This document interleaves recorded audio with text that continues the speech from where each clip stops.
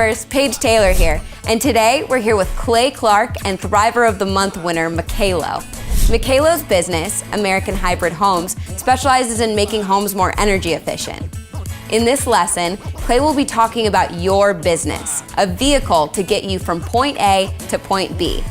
He'll be talking about setting goals and allowing your business to be a vehicle to get you there. Now let's not waste any more time and get into this lesson.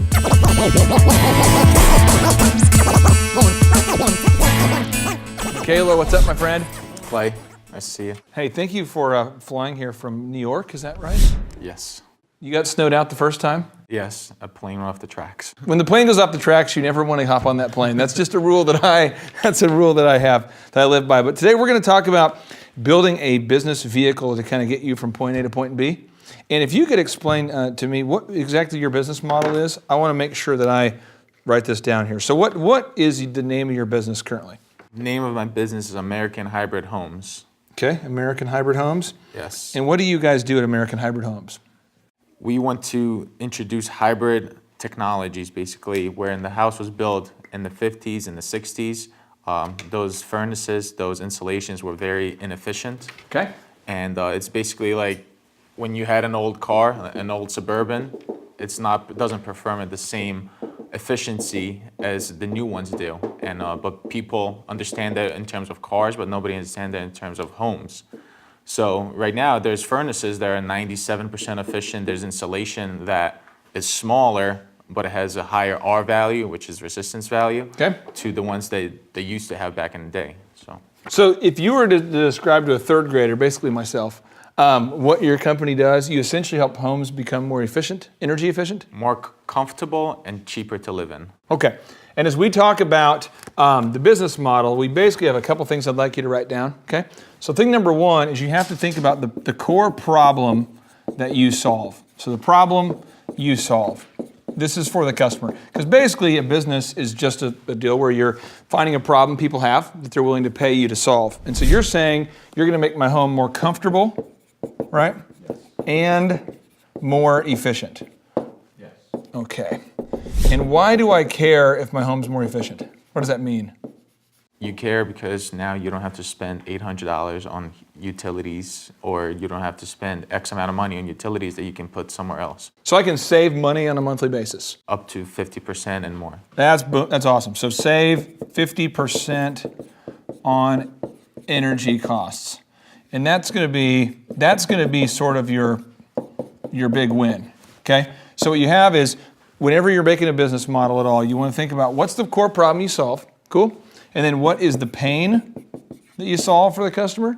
And what is the gain they have? So in your mind, what's the pain you're solving? Pain is, I think, the comfort level for a lot of people. Okay. You can still be in the home. A thermostat says, let's say 70 degrees, but you're cold or you're sweating. Yeah. It's because you don't have the right furnace, or you don't have the right technology in the house to keep that steady. So I'm going to say you gain the comfort, and the pain that you're saving is the money, right? The money, okay. Okay, so you're going to save money. So as we look at this definition, I'm going to read this to you here, a little notable quotable coming at you from the book called Scale. He says, the ultimate goal for a business owner is to build a company that he or she can one day sell, continue to scale, or even own passively. Most business owners reach for growth by working harder and personally trying to produce more. This is a flawed business model that at best will lead to only moderate growth. At worst, this strategy can literally put your entire company at risk. Basically because you die, or you're the only guy who knows how to do anything, okay? So what we have to do is we have to today begin to build a scalable business model. And I want to read this to you. This is my own little notable quotable coming at you. But basically, if it's not scalable and duplicatable, it's just a hobby. It's just like an unprofitable hobby that people do. So most business owners I know, what they'll do is they'll go here, and in the center of this is going to be your why, okay? So most business owners I know never talk about their why, okay? So let's talk about your why. On an annual basis, how much money would you like to make? Let's say 3 years from now, if your business is doing what you want it to do, how much money do you want to have at the end of the year, profit-wise? $500,000. Okay, so $500,000. So $500,000. Now, $500,000 should fuel your why. Your why as in why. So you don't have to tell me your specific goals, but what would you do with that $500,000? Probably reinvest into another business, but There you go. Yes, American Honey Badger. Okay. What would you do though? What are some things? build a house, Okay. So you got the house. Okay. Keep going. pay off my parents' mortgage. Okay, so mortgage of the parents. You are a good guy. Okay, mortgage of the parents. Okay, next one. I'd reinvest it. Reinvest. Okay, so this is going to have to be your why.